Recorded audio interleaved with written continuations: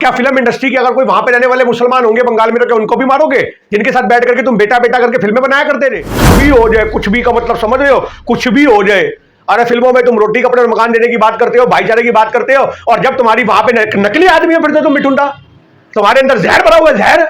वैसे तो तुम भाईचारे की बात करते हो फिल्मों में, छोटे छोटे बच्चों को गोदी 70 साल की उम्र के होने के बाद बाप दादा इतने बड़े बन गए, तुम उसके बाद तुम ये बातें कर रहे हो। तुम्हारे को एक सम्मानित किया जा रहा है मंचों के द्वारा, फिल्म फेयर अवार्डों के द्वारा, पर आज आप अपने देश में ये बयान दे रहे हो, उठ के आ रहे हो, उस गधे मुर्दे उखाड़ रहे हो क्योंकि तुम्हें भाषण देना है, तुम्हें मौका मिल गया अमित शाह के सामने बोलने का, नंबर बनाने का। सच्चाई तो ये है कि मुख्यमंत्री का मैं चेहरा बन जाऊंगा। अब पूरे बंगाल में चमक गया मिठुंडा, इस बयान के द्वारा मीडिया में आ गया, सुर्खियों में आ गया, भले एफआईआर हो गई हो। और सबसे बड़ी बात है कि जिस बंदे को सुनाना था अमित शाह को, उसको सुना दिया। देखो जी, हम भी मारकाट वाले आदमी, हमने चूड़ियां नहीं पहनी हुई। बचकानी हरकत है। 70 साल की उम्र हो रही है, उसके बाद बोल रहे हम वही 28 साल वाला मिठुंडा बोल रहा है, 28 साल वाला, तो मतलब वही गुंडा। हमने खून खराबे की राजनीति देखी है, हमने मारकाट देखी है, हमने खून देखा है, और तुम देश को दिखाओगे भाई, तुमने देखा है तो कोबरा बोलते कोबरा। तो यही आपको समझाना पड़ेगा। ये कोबरे ने पूरी भाजपा को डस लिया, अपने इस बयान से पूरी भाजपा को डस लिया इस कोबरे ने। इस बात नफरत का जवाब नफरत से कभी दिया नहीं जाता साहब, मोहब्बत से दिया जाता है। अगर आज टीएमसी के नेता ने बोला था, वो बोलते बुलाओ टीएमसी के नेता को, हम खड़े, हमको मार के दिखाओ, मारो हमारे सामने, हमारे लोगों को हाथ लगाओ। अगर तुम्हें कभी प्रतिक्रिया भी देनी है तो उस पर्टिकुलर बंदे के खिलाफ बोलो ना, कि बुलाओ उसको, हम पूछेंगे, हम खड़े, ले मार मार, कितना मारेगा हमको, हम भी हिंदू है, ले मार, काटेगा हमको, भगीरथ में डालेगा, ले डाल ना। तो ये काम करना चाहिए था। उस बंदे को बोलो, पर्टिकुलर आदमी को। आप पूरी कौम को टारगेट कर रहे हो, पूरी कौम को बीच में ले आए हो। देखिए, सबसे बड़ी बात ये हो रही है कि आज हमारे देश में राजनीतिक बयान मारने काटने के खड़े की होते हैं। ये सवाल सबसे बड़ा होना चाहिए। अगर आज कोई मस्जिद पे चढ़ता है, कोई मंदिरों के बाहर हंगामा होता है, कुछ भी किसी भी जगह से कोई होता है, तो वो सारी राजनीतिक घटनाएं होती हैं। और अब तो साफ क्लियर हो गया कि मिथुन चक्रवर्ती के बयान से कि हमारे देश में जितने भी दंगे होते हैं उसको नेता बढ़ावा देते हैं। आज मिथुन चक्रवर्ती इतने बड़े नेता होने के बाद जो इतना बड़ा बयान दे रहे हैं, इतने बड़े एक कलाकार रहे हैं, लोगों को जोड़ते रहे हैं, आप समझो इस बात को। तो क्या फिल्म इंडस्ट्री के अगर कोई वहां पे रहने वाले मुसलमान होंगे बंगाल में तो क्या उनको भी मारोगे, जिनके साथ बैठ करके तुम बेटा बेटा करके फिल्में बनाया करते थे? तो ये समझने की बात है कि एक इतना बड़ा नेता, एक इतना बड़ा फिल्म स्टार ये मारकाट की बात कर रहा है। कोई छटपूंजिया, कोई टुच्चा नेता अगर बोलता है तो हम कहते हैं कि चल भाई उसने बोल दिया होगा। पर आज हमारे देश के अंदर एक नफरत का जवाब नफरत से कभी भी नहीं दिया जाता। आज की डेट में ये सवाल कहां से खड़ा हुआ, आपको पता है? ये मुद्दा क्यों खड़ा हुआ? ये मुद्दा खड़ा हुआ लोकसभा चुनावों के द्वारा। अब लोकसभा चुनाव तो कब बीत गए, जब इनके टीएमसी के नेता ने, हुमायूं कबीर ने एक बयान दिया था कि अगर मस्जिदों पे यह हुआ, मस्जिदों पे अटैक हुआ, क्योंकि आपको पता है लगातार बीजेपी के नेता मस्जिदों को टारगेट करने की बात करते हैं, तो उन्होंने उसका पलटवार करके जवाब दिया था। पर उस समय का बयान आज दिया जा रहा है, तो ये अपने आप में हमें बताता है कि ये सोए हुए बंदे अपने आप से उठ के राजनीतिक मुद्दे ढूंढ के ला रहे हैं और उनको जिंदा कर रहे हैं कैसे भी करके। नहीं तो बीजेपी यही तो कह रही है कि उन्होंने प्रतिक्रिया दी है।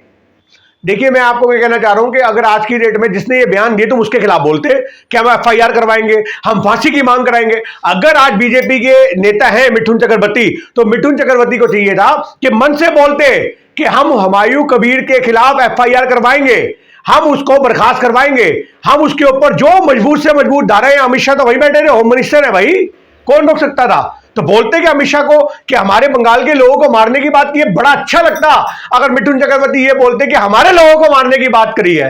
हमारे लोगों का मतलब क्या है कि अगर आज वहां पे वो बात कर रहे हैं हिंदुओं को मारने की, अगर बात करते हैं मुसलमानों को मारने की, तो सब अपने लोग होने चाहिए। कभी ये नहीं होना चाहिए कि अगर हम हिंदू की तरफ करते हैं हिंदू मारे, मुसलमान है तो मुसलमान हमारे, ऐसा कभी नहीं होना चाहिए। तो जो ये दंगे अगर भड़क रहे हैं, ये नेताओं के बयानों का सीधा सीधा एक रिजल्ट है, परिणाम है।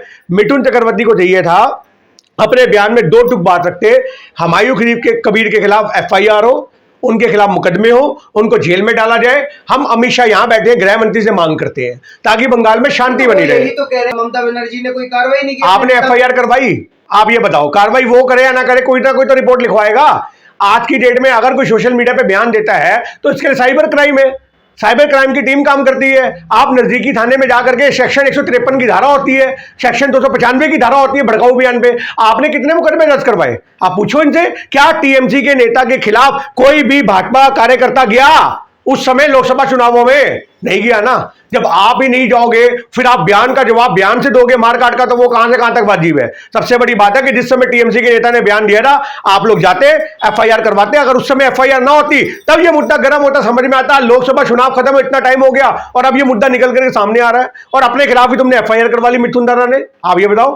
तो अभी 2 एफआईआर उनके खिलाफ हुई है, मतलब खबरें आ रही है कि मिथुन चक्रवर्ती के खिलाफ जो है भड़काऊ बयान देने पर एफआईआर दर्ज हो गई है। तो मैं आपसे वही कहना चाह रहा हूं साहब कि आज की डेट में ये एफआईआर अगर दर्ज हो रही है, अब तुम्हारे पे अगर हो सकती है, अमित शाह गृह मंत्री बैठे हैं उसके बावजूद तुम्हारे पे एफआईआर दर्ज हो रही है, तो आप ये लगा लो कि उन लोगों पे नहीं हो सकती थी। क्या हुमायूं कबीर पे एफआईआर नहीं हो सकती थी? आप बताओ, आप कार्रवाई करवाते, उनके कोर्ट में घसीटते, उनकी जो एक विधायक रहे, उनकी जो एक वो थी विधायिका, वो खत्म करवाते, पर आपने उस समय तो कुछ किया नहीं। पर अब आप नफरत भरे बयान दे रहे हो। जो गरीब छोटे छोटे बच्चे मुसलमानों के घरों में वहां पे रहते हैं, उनका क्या कसूर है? आप कह रहे हो कि हम तो 70% को काट के इन्हीं की जमीन में दफना देंगे। तो ये क्या है? ये मार काट से देश चलेगा क्या? देश संविधान से चलेगा? ये मार काट के तो कोई जगह नहीं होनी चाहिए। 26 में ये गद्दी हमारी होगी। आज अमित शाह साहब को उस समय खड़े होना चाहिए था।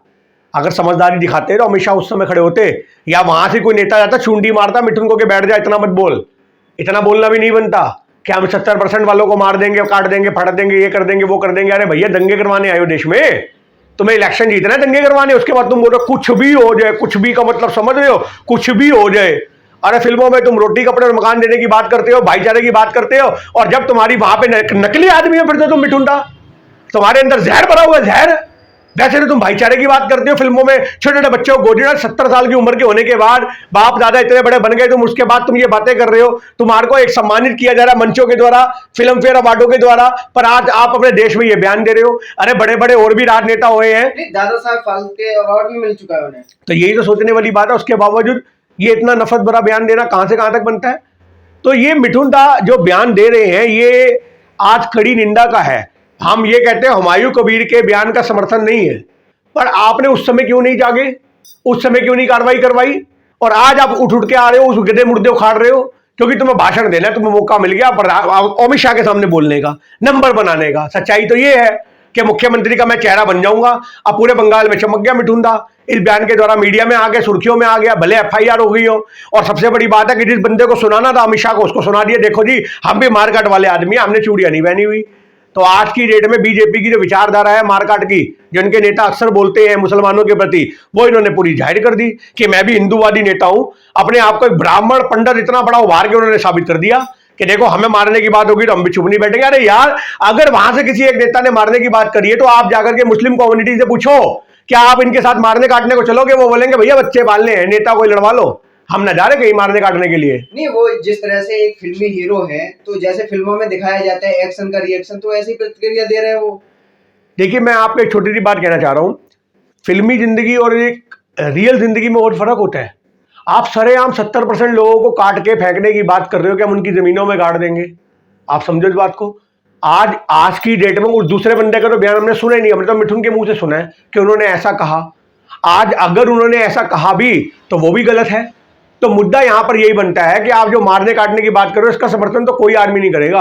आज टीएमसी से हमारा गठबंधन है, पर आज हम उनके नेताओं के खिलाफ भी ये बात बोलते हैं कि भैया बिल्कुल मोहब्बत की दुकान वाले आदमी, हम राहुल गांधी की नीतियों को फॉलो करते हैं। कांग्रेस का एक नेता भी टीएमसी के नेता का समर्थन नहीं करेगा। आप समझ जाओ इस बात को। तो हम उस बात का समर्थन बिल्कुल नहीं करते हैं, पर हम ये बात बोलते हैं कि जब ये मस्जिदों पे उकसाने वाले बयान जो दिलवाने के लिए पूरा माहौल रचता है, उस समय भी बीजेपी को एक्शन लेना चाहिए, उस समय भी एफआईआर होनी चाहिए। तो आज अभी बिहार में हमने देखा, शिवम कुमार के खिलाफ एफआईआर हुई, उसको उठा के भी ले गए, मस्जिद के ऊपर चढ़ के झंडा लहरा रहा था। तो ये जो चीजें हो रही है, क्यों हो रही है? क्यों हो रही है? अपने धर्म से मतलब रखो ना, दूसरे धर्म में घुसना ही क्यों है? तो ये चीजें बहुत गलत हो रही है। वो बोल रहे हैं तुम आपस में लड़ते बढ़ते रहो, देश की तरक्की कहां से गई? देश का विकास कहां से होगा? आप मुझे बात बताओ। तो ये हमारे देश के अंदर जो एक माहौल नफरत का पैदा हो रखा है, ये सब भाजपा की देन है, ये और किसी की देन नहीं है। ये सारे आज मस्जिदों अपने यहाँ है, मस्जिदों पर चढ़ना, दंगे करवाने, फिर उन मुसलमानों को उकसाना, चुंडी मारनी, उनको इतना कल्पा देना कि वो भड़क के बयान दे, फिर वो बयान दे, फिर तुम बयान दो। तो ये चीज हो रही है। एफआईआर हुई है उस पर बीजेपी के नेता कह रहे हैं कि ये गलत है। अगर आज की डेट में बीजेपी के नेता एफआईआर को गलत बता रहे हैं, इसका मतलब वो भी मारकाट में समर्थन कर रहे हैं। तो भैया आज कह रहे हैं कि इन्होंने तो प्रतिक्रिया दी थी, बात प्रतिक्रिया क्यों नहीं एक्शन हुआ उस पे? तो आप में से किसने वहां पे कंप्लेंट करवाई? आप ये बात बताओ। टीएमसी के नेता के खिलाफ किसी ने कंप्लेंट करवाई? नहीं करवाई। जब तुम आगे नहीं निकलोगे तो तुम कैसे किसी को बोल दोगे? भाई हर आदमी सोशल मीडिया पे अपने आप को हीरो बनने की फिराक में घूम रहा है। तो भाई ये चीज गलत है। अगर आज की डेट में जो बयान नफरत भरे दिए जा रहे हैं, तो उस नफरत भरे बयानों के लिए संविधान है, कोर्ट है, न्यायालय है, कचहरी है। और अगर फिर भी आपको लगता है कि आपको न्याय नहीं मिल रहा, तो धरने दो उस नेता के बाहर, पब्लिक को जगाओ, पब्लिक के बीच में वो मैसेज पहुंचाओ, ताकि अगली बार उसकी जमानत तक जब्त हो जाए और ऐसा तो होगा नहीं कि इतने बड़े नेता के खिलाफ अगर बीजेपी उतरेगी तो क्या कार्रवाई नहीं होगी, कार्रवाई होती। पर ये जो माहौल पैदा किया जा रहा है, इस माहौल को पैदा करने में बीजेपी की बहुत बड़ी भूमिका है। अगर आज मिथुन चक्रवर्ती ने अपना बयान दिया है तो उस बयान को दिलवाने के लिए भी जो माहौल पैदा हुआ वो भी बीजेपी की तरफ से ही हुआ, शुरुआत भी वहीं से हुई है, ये भी समझना क्या पड़ेगा। लगता है आपको? एक अच्छे अभिनेता थे, बड़े एक्टर थे, लोग तमाम लोग जो है उनकी फिल्में देखते हैं, अभी भी और पहले भी देखते थे उनके समय में। ऐसी उम्मीद थी आपको इस तरह के बयानों की? देखिए, उम्मीद तो किसी को भी नहीं थी। आज ये बॉलीवुड में कैसे जाके मुसलमान जो उनके साथ काम करने वाले कलाकार हैं उनको फेस करेंगे? आप मुझे बात बताओ।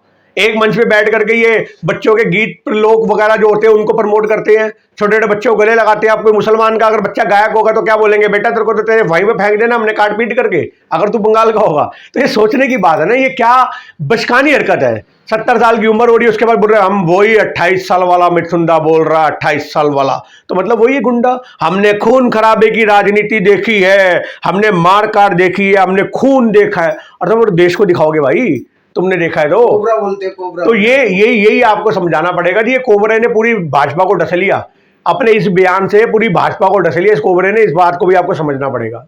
उस समय मिथुन क्यों नहीं निकला? क्यों नहीं निकला? लोकसभा चुनाव आज खत्म हुए हैं, जमाना हो गया खत्म हुए, उस समय क्यों नहीं भाजपा निकल के आई? तो ये समझना पड़ेगा, चुनावी माहौल में ऐसे बयान जान के दिए जाते हैं ताकि लोगों को उकसा करके उनके वोट हासिल किए जाएं। इस बयान का सीधा सीधा ये फैसला है कि भैया 30% वाले तो हमारे हो गए, अब हम तुम्हें बचाएंगे। आपने खुद बोला फिल्मों में तो रोटी कपड़ा और मकान की बात करते हैं, जमीनी स्तर पे मारने काटने की बात। तो यही इनका दोहरा चरित्र है। आज यही तो हमारे देश को समझना चाहिए कि फिल्मों में जिसको आप हीरो बना देते हो असल में वो खलनायक भी हो सकता है। मिथुन के रूप में देखने को मिला। ये गरीब बच्चों को मारने काटने की बात करें, किसी के भी, अगर आज मुसलमानों के तुम बच्चों को मारोगे तो वो हमारे बच्चों को मारेंगे, हर तरफ खून खराबा होगा। ये कहाँ से समाधान है? नफरत का जवाब नफरत से कभी दिया नहीं जाता साहब, मोहब्बत से दिया जाता है। अगर आज टीएमसी के नेता ने बोला था, वो बोलते बुलाओ उस टीएमसी के नेता को, हम खड़े, हमको मार के दिखाओ, मारो हमारे सामने, हमारे लोगों को हाथ लगाओ। अगर तुम्हें कोई प्रतिक्रिया भी देनी है तो उस पर्टिकुलर बंदे के खिलाफ बोलो ना, कि बुलाओ उसको, हम पूछेंगे, हम खड़े हैं, ले मार मार, कितना मारेगा हमको, हम भी हिंदू है, ले मार, काटेगा हमको, भगीरथ में डालेगा, ले डाल ना। तो ये काम करना चाहिए था। उस बंदे को बोलो, पर्टिकुलर आदमी को। आप पूरी कौम को टारगेट कर रहे हो, पूरी कौम को बीच में ले आए हो, तो ये चीज गलत है। कहीं से भी किसी नेता के बयान का पलटवार कौम तक नहीं आना चाहिए, उस नेता तक रहना चाहिए सिर्फ। अगर आज हमें किसी नेता से कोई प्रॉब्लम है तो हम उस नेता के बयान का जवाब उस नेता को ही देंगे, पूरी कौम को नहीं देंगे। ये इंसानियत भी नहीं कहती है। उन्होंने कहा कि हमारे झाड़ का कोई एक फल तोड़ेगा तो हम 4 फल तोड़ेंगे। हाँ, तो वही तो बात होगी ना कि एक हिंदू मारेंगे हम 4 मारेंगे। तुम यही तोड़ते रहो और फोड़ते रहो और कुछ मत करो। और आज मिथुन दा से पूछो, तलवार लेके उतरोगे मैदान में? उतरोगे? पूछो, लुंगी उठा के भागते नजर आएंगे 5 मिनट के अंदर। आई बात समझ में आपको? तो ये कहने की बात है, सिर्फ जनता को लड़वाओ और एक वोट बैंक के चक्कर में पब्लिक को मरवाओ, ये कोई राजनीति नहीं है जी। ये खून खराबे की राजनीति को हम समर्थन नहीं करते।